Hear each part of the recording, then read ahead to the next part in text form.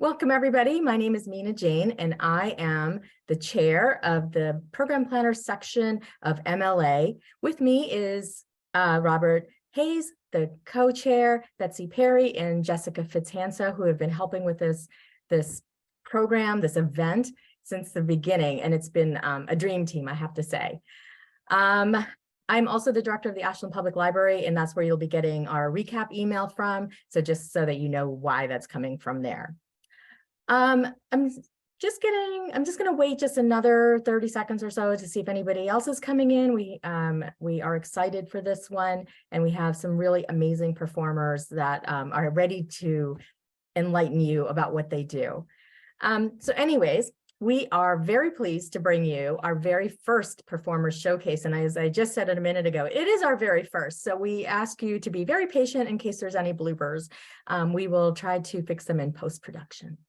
Today, you will hear from 5 historical reenactors, first in their reenactment persona, and then as themselves, and you will see if they will be a good fit for your library. The order in which you'll be meeting our performers is Sheryl Faye, Fran Barron, Joseph Zapparelli, Lynn Moulton of the Delvena Theatre Company, Judith Kalaora, Lauren Rocklyn, and Kathryn Woods. So we will not be taking questions live during this session. If you have questions, please feel free to put them in the chat. All of our performers will be responding there in the chat, and ask as many things as you want. They're here for the hour. We will be sending out a recap with the video link. We are recording this session, and any contact information for our performers, the meeting chat, as well as a curated list of other historical reenactors in the region. We hope you will enjoy the show. So to get us started, we are excited to have Sheryl Faye here. Her first performance is Ruth Gator Ginsburg, and I think she's going to do another one, and then she's going to be here live as well. Welcome, Sheryl, or Ruth, as I might say. Thank you so much, Mina. Just Sheryl right now. It's great to be here, and thank you everyone for joining today. I'm very excited to share what I love to do with all of you. And of course, it's great to be in such great company with these other performers as well. I am dressed as Justice Ruth Bader Ginsburg right now because she is one of 10 ladies that I have the honor of portraying from history. I also perform a show about Helen Keller, Amelia Earhart, Eleanor Roosevelt, Laura Ingalls Wilder, Abigail Adams, Anne Frank, Susan B. Anthony, Clara Barton, and Sally Ride. And coming this November 2023 to celebrate my 20th anniversary of performing historical one-woman shows, I am very excited to announce that Queen Elizabeth II will be added to the lineup as well. So very excited and grateful to be here. I perform for adults as well as for children. I have different versions of my shows. So I perform a lot for schools and children programming as well. But of course, many adult organizations, from libraries, historical societies, Council on Aging, you name it, I probably have performed for it.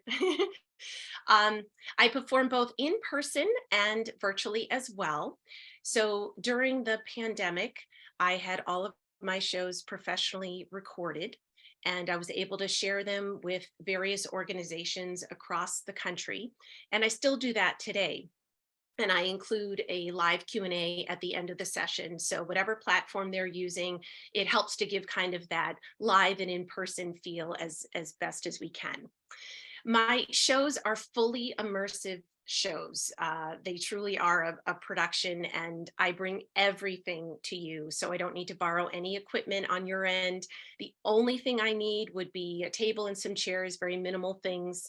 A lot of people ask me how much space I need. I can perform in any size space, so don't worry about that. I can adjust and adapt accordingly. So in my shows, you'll hear beautiful, professionally designed and composed music, costumes, props, all of that to create truly a show. It's not a lecture presentation. It's really a show that your audiences will be getting. And you'll also notice, I'm going to show you a couple clips from a couple of my very popular shows, probably the 2 most popular ones that I portray right now. You'll also notice I go back to the character's childhood. and then back to an adult again. I find that interesting as both an actor and just a person to see kind of who they were and who they became. So without further ado, I'm going to share my most recent show with you. This is about the life of Justice Ruth Bader Ginsburg. It's called I Dissent. Since 2003, Sheryl Faye has masterfully brought to life important historical women. In her one-woman show, she immerses the audience in a multimedia learning experience. Promise me you will never settle. Go for what you want, even when it's hard, and question everything that doesn't feel right. Given your condition, I think we have to find a job around here with less responsibility. That'll mean less pay. You're right, Mom. I like seeing people happy because of something I did.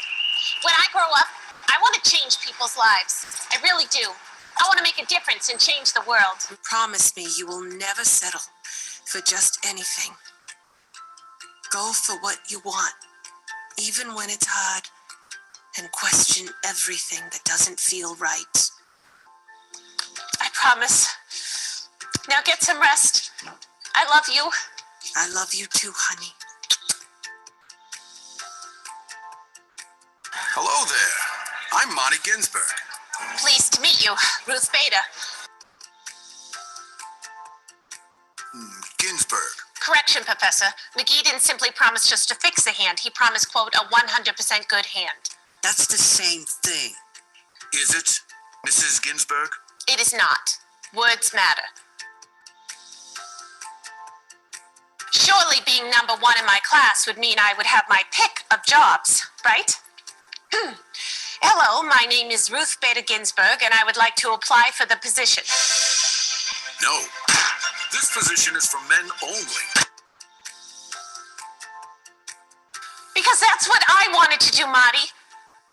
I always thought I would be in the courtroom defending people, not teaching.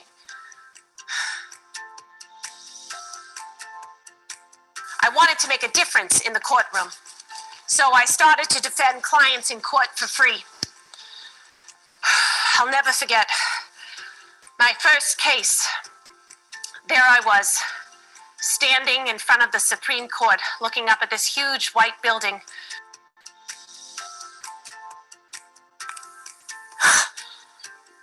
Marty,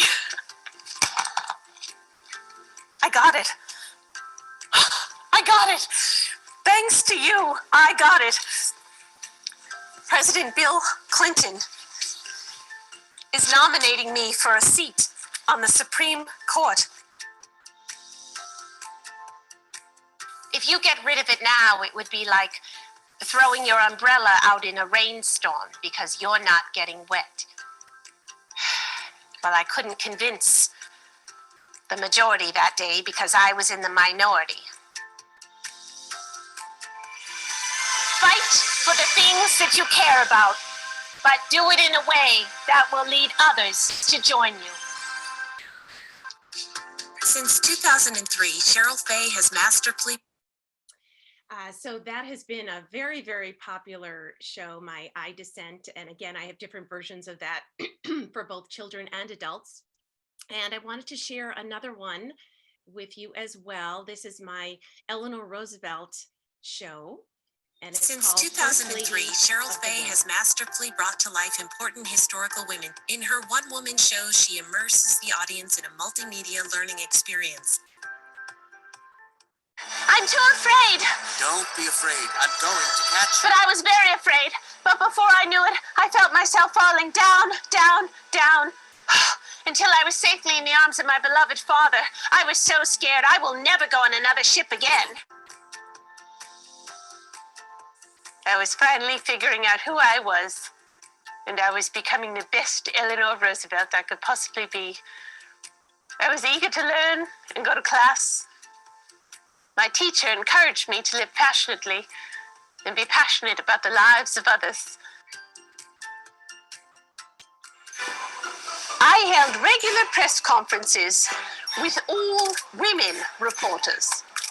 Mrs. Roosevelt, do you believe that women should receive the same wage as men? What's your view on education? Well- Mrs. Roosevelt, do you believe that you should spend more time at the White House?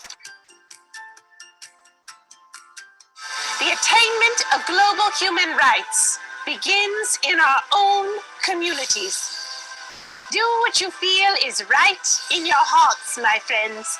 I never felt that anything really mattered except knowing that you stood for the things in which you believed and had done the very best you could. Sheryl Faye Presents Historical Women is proud to present 9 one-woman shows. All of these clips are available on my website, Sheryl Faye Presents, that's Sheryl with an S, .com. So you can see clips of all of my characters on there. A lot of people ask me, how far do I travel?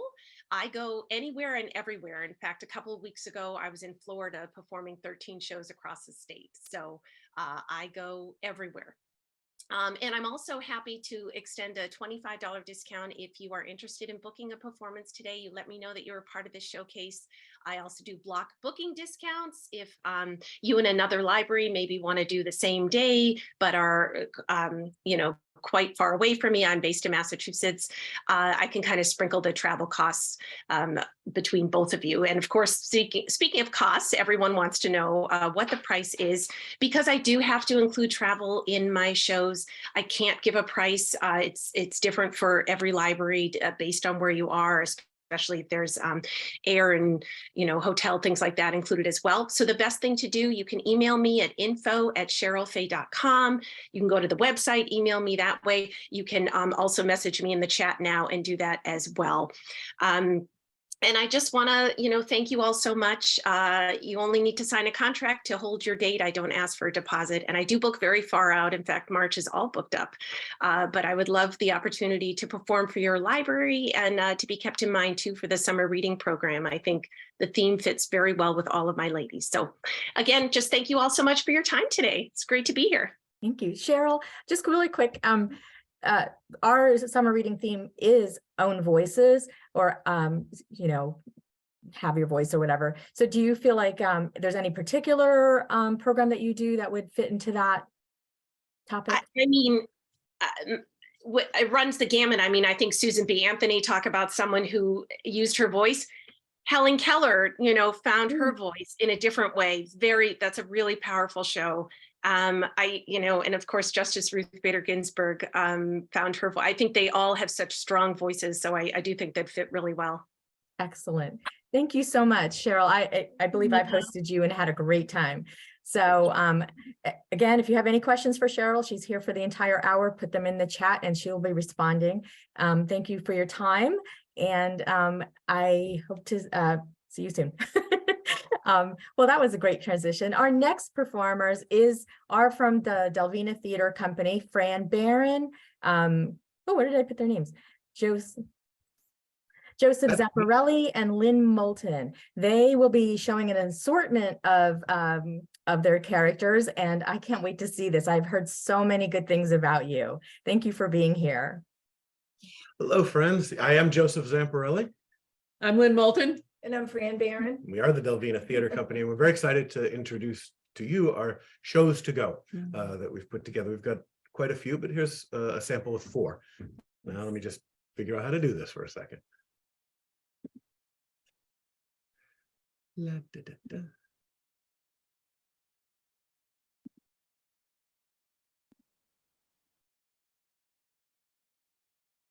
Is it working?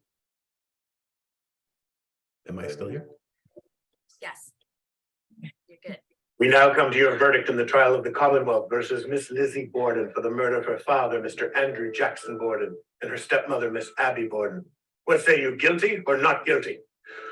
Not guilty. This case is dismissed.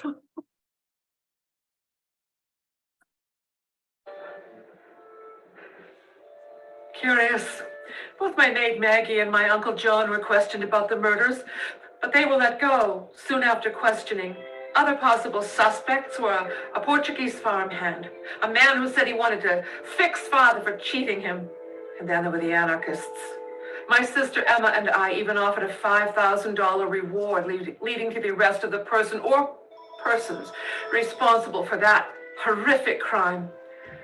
But I, Lizzie Borden,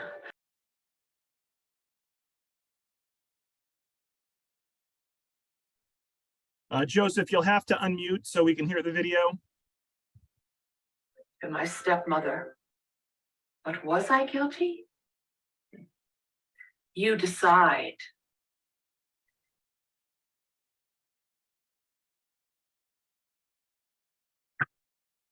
Closed the door and crossed the hall and climbed the stairs with my candle in hand, checking my rooms to make sure all was right. I looked under my chair, my desk, even under my bed. Nothing. Nobody there. Quite satisfied, I closed the door and locked myself in, double locked myself, which was not my custom. I put on my dressing gown, my nightcap, and my slippers, and sat by the low fire to take my gruel. As I lay my head back in the chair, my eye glanced upon a bell, a disused bell which hung in the corner for some purpose long forgotten. It was with a strange sense of anticipation and inexplicable dread that as I watched, the bell began to swing. Soon it rang out loudly. This was followed by all the bells in the house and succeeded by a clanking noise deep down below as though someone were dragging a heavy chain across the cellar floor. Soon the sound came up the stairs and toward my door and passed through my door, and upon its entering, a spectre entered my room, and the dying flame in the fireplace leapt up as though it cried, "Are you? Please go!"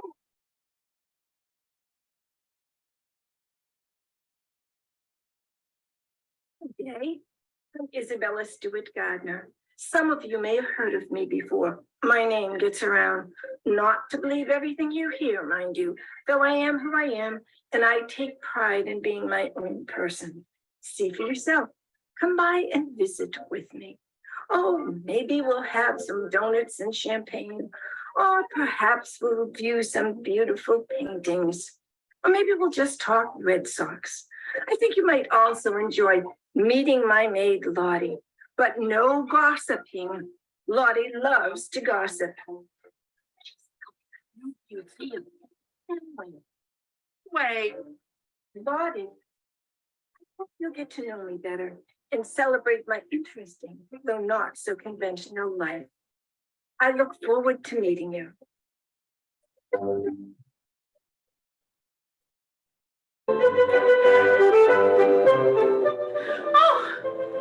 I'm Julia Child. Come and meet with me. We'll be talking about my childhood in California, my working for what they now call the CIA, and my meeting the great romance of my life, my darling husband, Paul, and my embarking on a cooking career. Me, who had never cooked anything until I was in my 30s. And we'll be doing an episode of the French Chef Show. We will be making madeleines and ladyfingers, and of course, my favorite, Pibby Fours. It'll be perfect, perfect luscious treats, one batter, 3 ways. All on the French Chef. I'm Julia Child. Bon appetit.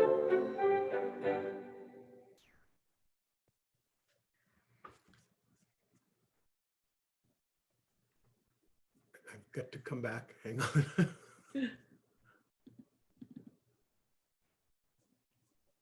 Am I here? Are we here? I'm sharing. Can you hear us? How do we go back? There we are. And you're back. Get it? Did it go through? Yes, it was perfect. Yes. Oh, good. Okay. Good. Joseph Zamperelli, Lynn Moulton, Fran Barron. I blame it all on Lynn. She started this all in around 1992. 92. And was doing shows in downtown Boston at smaller theaters. A few years later, Fran and Lynn met, and then by 2005, together we were doing our shows to go, or edutainment as we like to call it. We take predominantly historical characters or situations and present them in enthusiastic, in a way that makes it entertaining as well as informative. Also characters from literature. We also have several comedic performances that you might enjoy. Some of our libraries enjoy some of our murder mystery shows. We have characters on Eleanor Roosevelt and Anne Landers and Dear Abby and All the President's Women. All the President's Women. We were thinking of doing something with Alexander Graham Bell. Maybe him calling now. That might be short, but probably not. We've got another show on Julia Child. We also bring, oh, by the way, of course, we presented the video with a background that doesn't necessarily come with us. We can perform in virtually any venue that you have, whatever we can adapt to. We bring just about everything, occasionally ask for a table or chairs. We have a sound system. And we have a sequel also to that Julia Child show. It's very popular, so we have a sequel to it. We make French bread, or actually we make a bit of a mess, and we have the audience come up and help Julia make the French bread. So it is a mess, but it's a lot of fun. We clean it up afterwards. Yes, and you heard a lot about her life as well.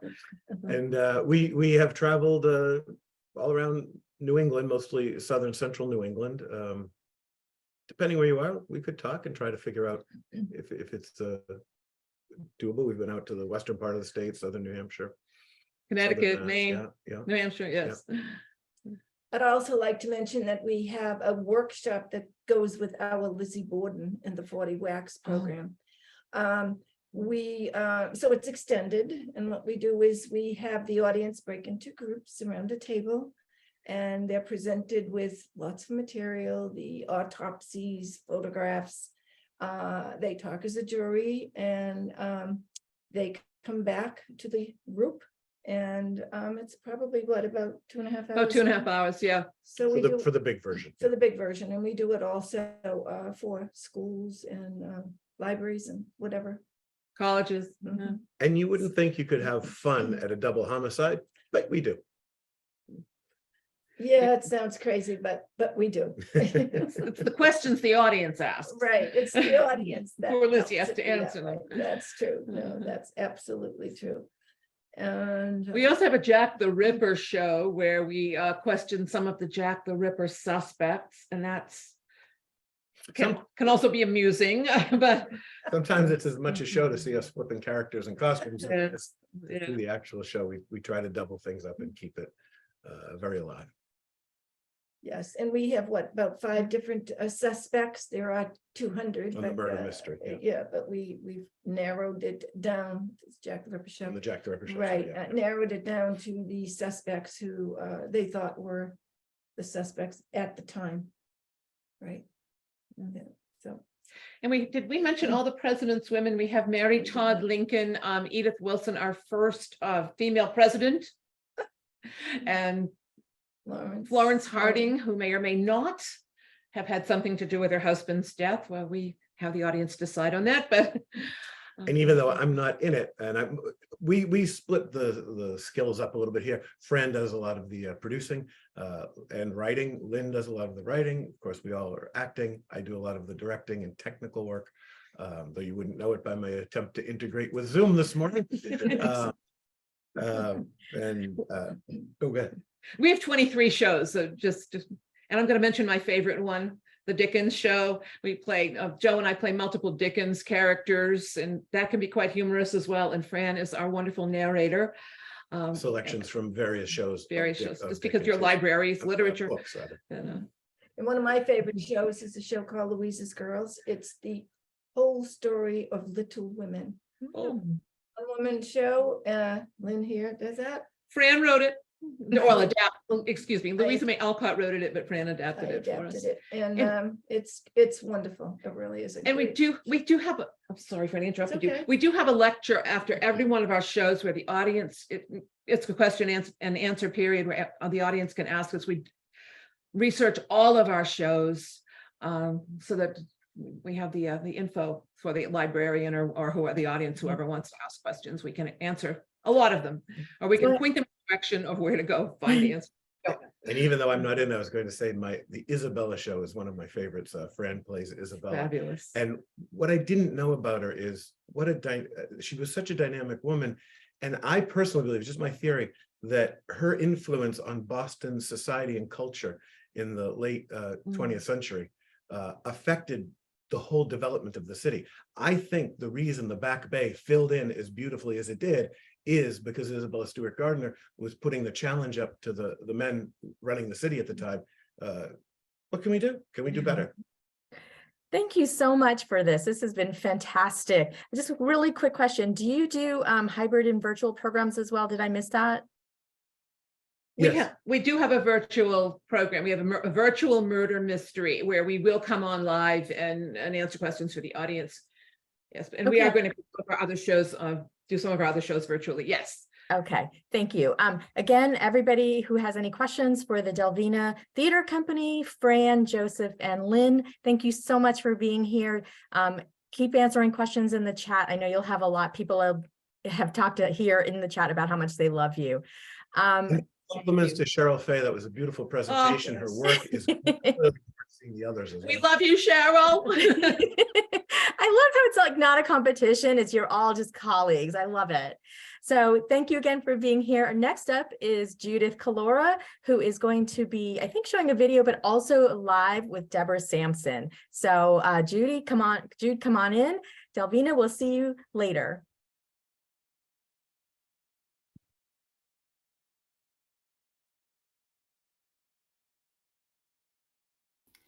Let's see, folks, let me know if you can hear this.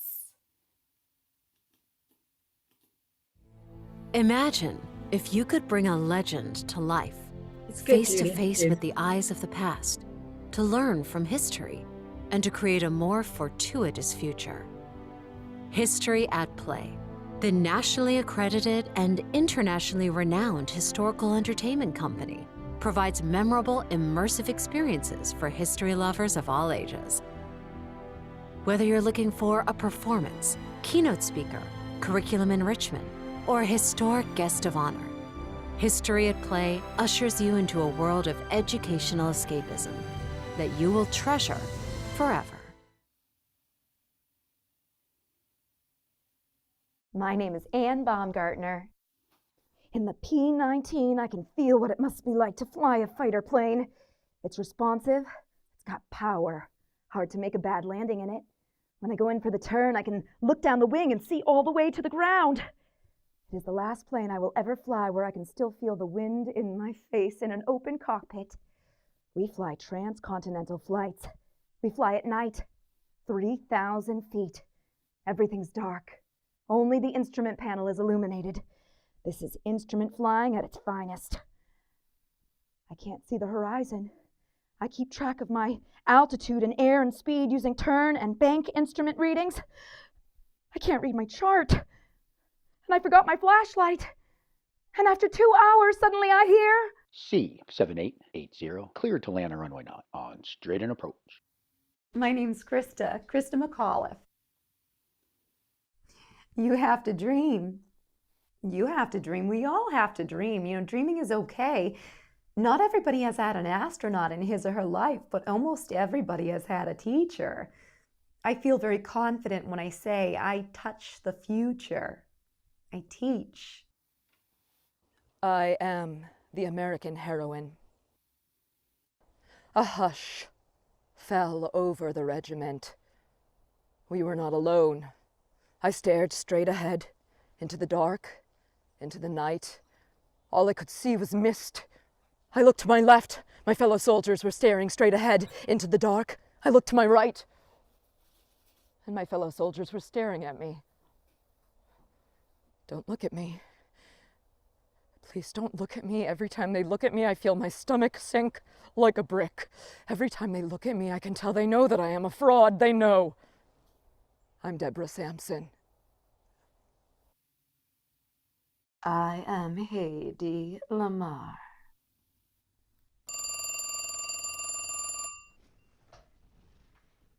Hello? Have you spoken to the Navy? Yes, and what did they say? What? It is too heavy? George, how could they? You said the technology could be made so small that it would fit into a pocket watch. How can they say it is too heavy? George, we will make it lighter. Yes, I am sure this technology will help us to beat the Nazis. And I think the Navy knows it too. I am the heart and soul of women's suffrage. We want to be something more than the appendages of society. We want to be the co-equals of man in all the interests and perils and enjoyment of human life. We want that a woman should attain to the development and to the nature of her womanhood. We want that when she dies, it may not be written on her tombstone that she was the relict of somebody. I am a daughter of liberty. How can a known son of liberty be seen walking amongst the British encampment near the tent of General Thomas Gage? Meanwhile, a bounty remains upon the heads of Samuel Adams and John Hancock, and if my husband Paul were to return here this evening, he would be strung up by the British regulars. Yet Dr. Benjamin Church walks the streets unscathed. I am Princess Diana. You've got so much pain inside yourself that you try to hurt yourself on the outside. Because you want help, but it's the wrong type of help you're asking for. They call it crying wolf or attention seeking. And people think because you're in the media all the time that you've got enough attention. But I wanted to get better so that I could go forward and continue my duty as wife, mother, Princess of Wales. To learn more and make history, visit historyatplay.com, call 617-752-2859, and follow us on our socials using the handle History at Play.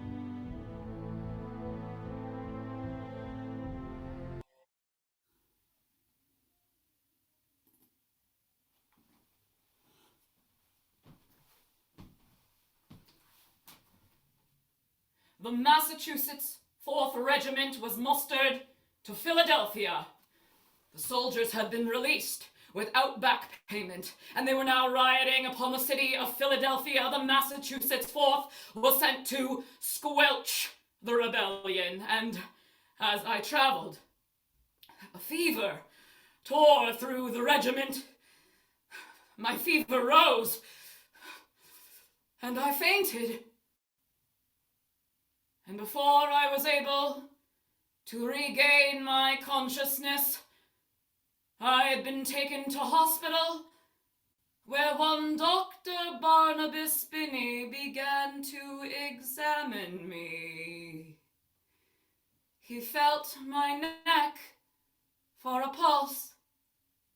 He felt my chest for a heartbeat. And that is not all he felt. The bindings which bound my woman's breast were obvious upon physical examination. The doctor realized that the poor, dying boy who lay before him was a poor, dying girl. The doctor had a choice: to expose my identity or to conceal it. The doctor chose to conceal. The doctor brought me to his home. There he, his wife, and a nurse named Mrs. Parker tended to my wounds. They said I needed constant supervision. There were no visitors allowed, and after several weeks in their care, my fever finally broke, and I once more recuperated my health and was strong enough to fight. And the doctor agreed to release me, but not before first asking one thing of me: deliver a letter. I had risked my life to be a soldier, and I would have rather died on the battlefield than be disgraced by a letter. Yet the doctor had saved my aunt my life, and he had asked only one thing of me in return: to deliver a letter. So I traveled from Philadelphia to West Point in New York, where I had been trained. I entered the study of General John Patterson, and I delivered a letter. I watched as General Patterson took the letter the letter from my hand, gazed as he read it, and examined as he read the letter contained therein. Can this be so?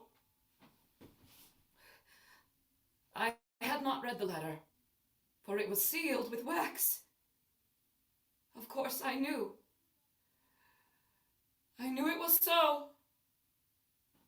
Answer me, soldier, answer me now. Can this be so? Yes, sir. Yes, sir, it is so. Remove your helmet, soldier. And he stared. He stared into my eyes, and still he could not see. What is your name, soldier? What is my name? My name is Deborah Sampson, sir. I am a woman. Thank you. Ladies, gentlemen, history lovers, one and all, my name is Judith, or Jude. You can call me like, hey Jude, like the Beatles song, Kalaora. I'm the founder and the artistic director of History at Play. We are an immersive educational performance troupe. We chronicle the lives of influential and often forgotten figures. Thank you, Sharon from Billerica. We are a troupe that's been around since 2010. I research, write, produce, and perform. We also have 15 troupe members and affiliates, some of whom are also here in this showcase today. So we are accredited by the national government. We are a vendor of the National Park Service. We perform for presidential libraries and museums, historical societies, public libraries, councils on aging, independent living communities, schools, universities, private schools, and the list goes on and on. I travel anywhere. I'll travel to space if there's an audience that wants to learn history and have it come to life before their eyes. All of our programs are followed by an interactive Q&A. That's first directed in Chautauqua style to the historical figure. So the historical figure will answer in first person, and then we switch over so that I or whoever is working for us that day will answer questions as the living historian, so you can ask more about research. All of our programs are based on primary source documentation. All of it is vetted. All of our attire, props, and set are all handmade or reconstructed entirely to spec. So we're very popular with the reenactment communities. We perform virtually, full sets, different sets for every single show, never a background. You're never going to see a Zoom background. We always create sets within our studio, perform in person, of course, hybrid as well. And we also offer our programs on demand. So similar to some of our other presenters this morning, we have all of our programs archived, which we performed during Zoom. We were the first company in the nation to convert all of our programming to Zoom, and you can actually read about that in the Boston Globe. And we actually do have all of those performances archived so you can rent them on demand for your library. In regard to cost, as Sheryl mentioned, it's always different because we are traveling. But our group viewings for our on-demand pre-recorded performances are $150, and our virtual programs, they do depend on which program it is, but they are slightly less expensive than in-person, and then in-person does have IRS mileage calculation based on where you're located. So I welcome questions. Thank you so very much to the MLA, to Mina, to Robert for organizing this, and to the other presenters. Promise to make history. Love it. Thank you so much. That was amazing. You can see it in the chat. You're getting lots of questions. So Judith, I'm going to have you sign off and I'll introduce our next performer, and feel free to answer all of those questions. We have a video from Laura Rocklyn. Unfortunately, she was not able to be here with us today, but she did want to participate. So she sent us a video and she will be willing to answer any questions that you have if you contact her on her website.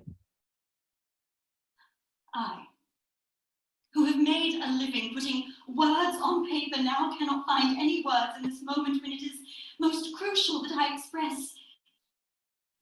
What am I to say to him? The custom dictates that I should send some trite phrases of congratulation, but how can I express joy when this news has plunged my soul into mourning for the death of such an alluring hope? But I have no reason to be discontented. My life is what I thought it would be. Sometimes, when I may wake in the morning and know that solitude, remembrance, and loneliness are to be my sole companions all day through, that at night I shall go to bed with them. Sometimes I have a heavy heart of it. But crushed I am not. Yet, still I have some strength to fight the battle of life. I am aware and can acknowledge I have many comforts. Still, I can get on. I do believe that if some encouraging voice had whispered in my ear 10 years ago that my sisters, Emily, Anne, and I would all be published authors, that I would have published my 3rd book this spring, I would have laughed the audacious voice into silence. And yet such is the case. It was 7 years ago, on the 28th of January in the year 1846, I first took courage and wrote to the publishers, Messrs. Aylott and Jones. They consented to undertake the printing of a small volume of verses by 3 unknown authors, provided those authors pay a small remittance for the cost of printing and paper. I have known few pleasures to match that of guiding the creation of our small volume, from selecting the paper and the size of type to inspecting the printer's sheets for errors. This last task I insisted upon performing myself. Well, such a mistake, for example, as tumbling stars instead of trembling stars could suffice to throw an air of absurdity over a whole poem. From a young age, I have thought much about unmarried and never to be married women. And I have come to the point of considering that there is no more respectable person on this earth than an unmarried woman who makes her way through life quietly, perseveringly, without support of husband or brother. I believe that I have attained such independence, now that I have achieved some success in this intrepid literary endeavour I embarked on with my sisters so many years ago. The pursuit of our common aspiration sustains me still, though now I write on alone. We wove a web in childhood, a web of sunny air. We dug a spring in infancy of water, pure and fair. My siblings and I had an upbringing that was far from what most would call conventional. We were all 6 of us, Yorkshire born and bred. I was born when my father was curate at Thornton, and we removed to this small stone parsonage on the great wild moors of Haworth when I was 4 years old, so that my father could take up his new position as perpetual curate of Haworth in 1820. I have hazy memories of those early days, of exploring the moors with my siblings, of lessons with Papa, and of the whole family. Me, my mother, father, Maria, Elizabeth, Branwell, and we, Emily and Anne, gathering for family prayers in the evening. But my memories of this time are overshadowed by a feeling that my young mind could not quite comprehend. That my mother, though outwardly loving and cheerful, was still somehow very unwell. It was a year after we removed to Haworth that my mother succumbed to her illness and returned to God. My father said that my mother's death was the greatest load of sorrows that ever pressed upon him. Fortunately, my Aunt Branwell had arrived to care for her sister in her final illness, and she informed Papa that she would stay to help him with us children for as long as she was needed. She would remain with us for the last 21 years of her life. Aunt Branwell gave order and discipline to our days and to our studies, but My father's inquiring mind ensured that our education went far beyond the primers and religious tracts we read with Aunt Branwell. We had the run of Papa's extensive library, and he encouraged our reading of Scott, of Wordsworth and Southey. We devoured the illustrations of nature in Buick and in Audubon. And I remember, when I was 8 years old, my father said that he thought we children knew more than he had yet discovered. He believed that we might speak out less timidly if we spoke from under cover. So he'd instructed us to speak boldly from behind a mask we happened to have in the house. I recall he asked me, Charlotte, what is the best book in the world? To which I answered, the Bible. He next asked me, what is the second best book? To which I answered, the book of nature. Little did I know how soon I was to be separated from the comfort and inspiration of nature as it was revealed to me on my beloved moors. Good morning. I'm Laura Rocklyn. In addition to my portrayal of Charlotte Bronte, from which you've just seen an excerpt, I also portray Jane Austen, Dolly Madison, and Louisa Catherine Adams. I'm happy to perform both virtually and in person, and I have traveled to perform for venues across the country and on both sides of the Atlantic. For virtual performances, I charge $350, and for in-person performances, I charge $500. If you'd like to discuss those fees, please feel free to contact me. If you'd like to learn more about my work and any of the characters I portray, you can find my website at laurarocklyn.com, or you can follow me on social media at Laura Lost in Time on both Twitter and Instagram. Thank you for your consideration of my work, and I hope I will be able to share a program with you at your library soon.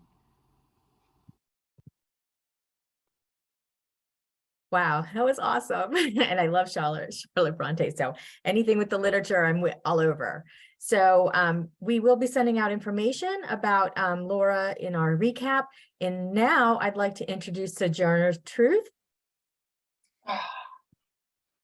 played by Kathryn Woods.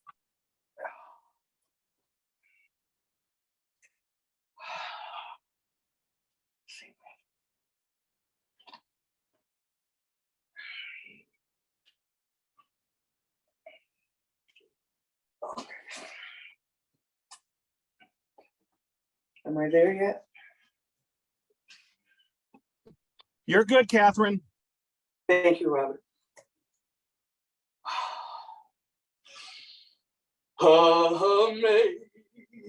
Amazing grace, how sweet the sound that saved a wretch like me. I was lost, but now I am found. Was blind, but now I see. 'Twas grace that taught my heart to fear, and grace my fears relieve. How precious did that grace appear the hour I first believed. When I was a slave, I hated white people.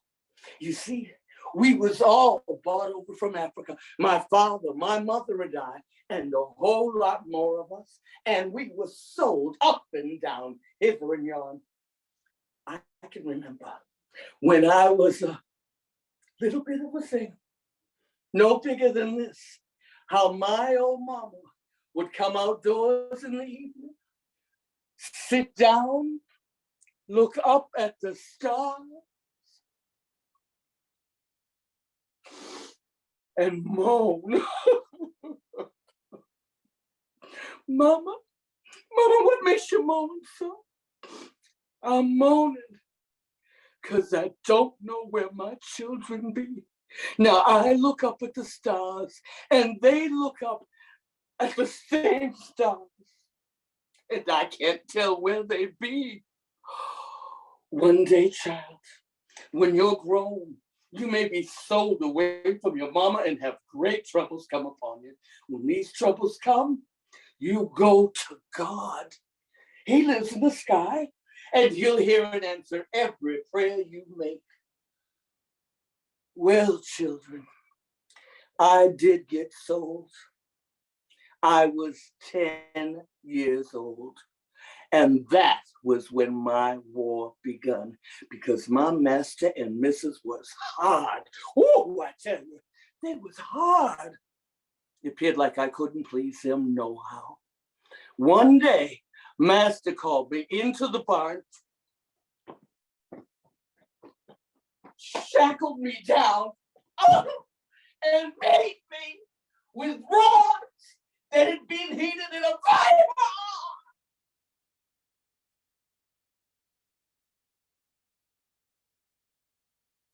I bear the marks even today.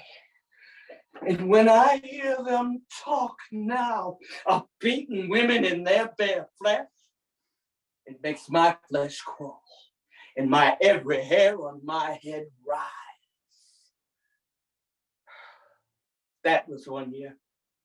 I stayed with the next master for another year, stayed with the last master for 17 years when he promised me. He promised me he would free me 1 year before slaves was due to be free in New York State. That was in 1825. In 1826, I was still his slave. Oh, these slaveholders are terrible for promising you this and that. Oh, if you will do that and so. And yet, when one claims that promise, they recall nothing of the kind. And you were taunted with being a liar. Oh, God, I've been asking you to make my master and Mrs. better, but you don't. What can be the reason? Lord, if you came to me, I'd give you everything I have. Why don't you help me? Perhaps you can't. Talking to God, right up.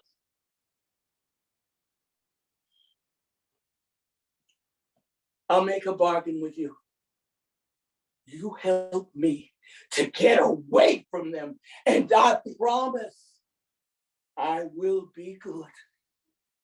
And if you don't help me, well, if you don't help me, I don't believe I can.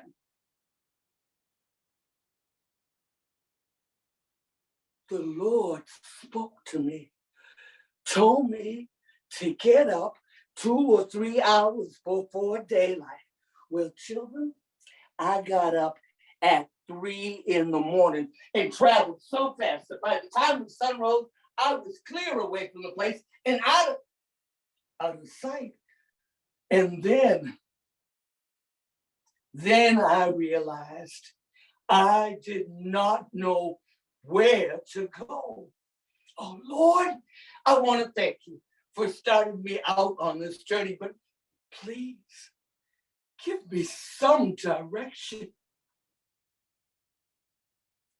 The Lord made a house appear to me in my head, told me I was to walk on till I seen that house and asked the folks to take me in.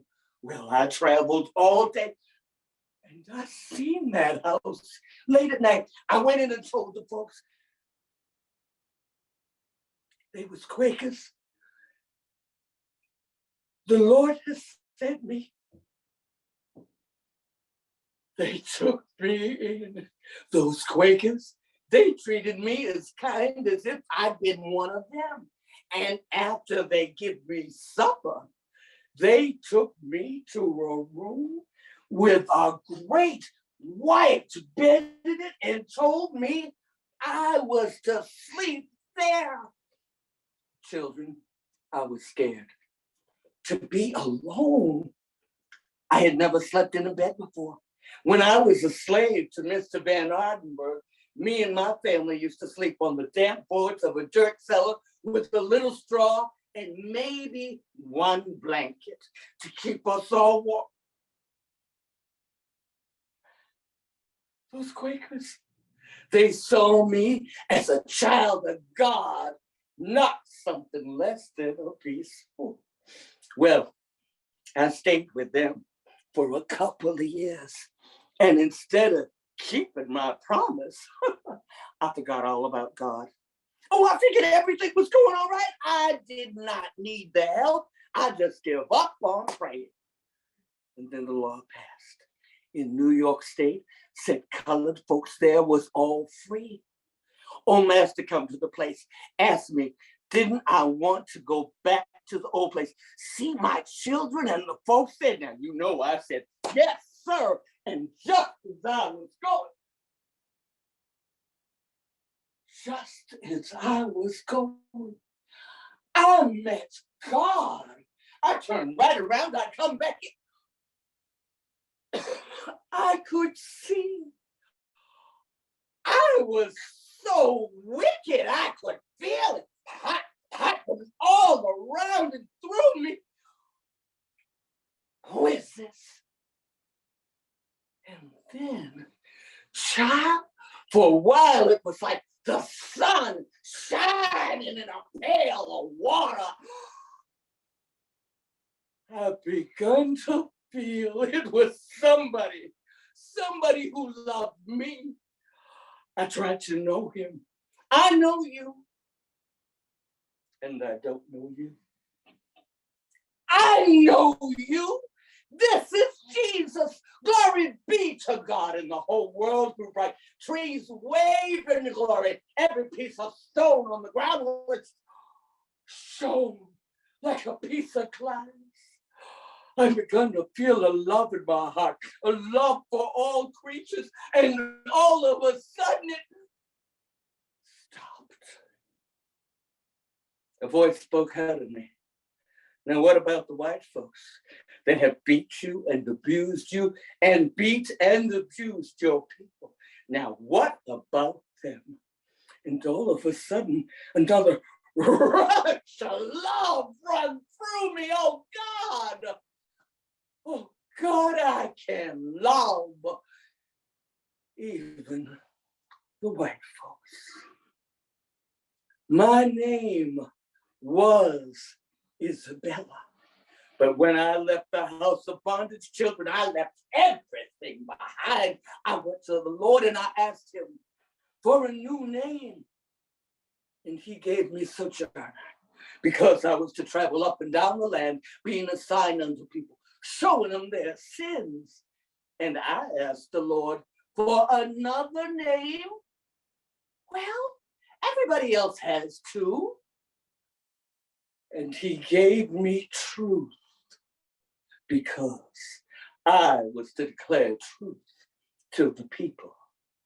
Through many dangers, toils, and snares, I have already come. 'Twas grace that brought me safe thus far, and grace will lead me home.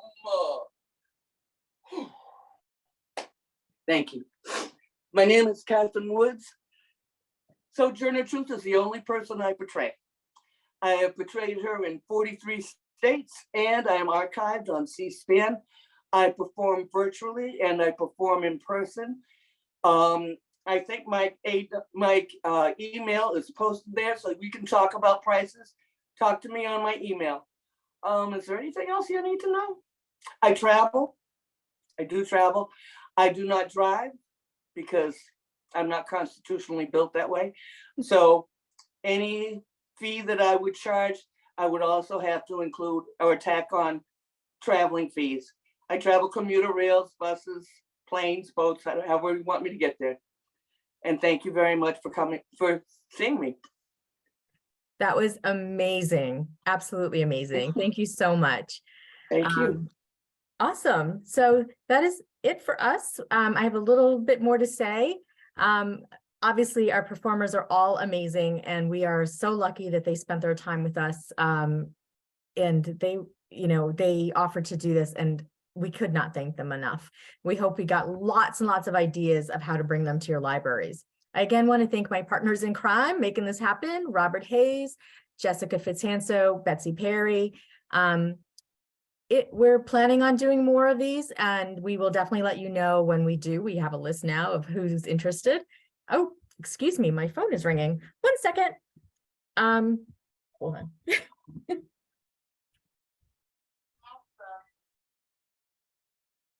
That's going to be in the blooper reel.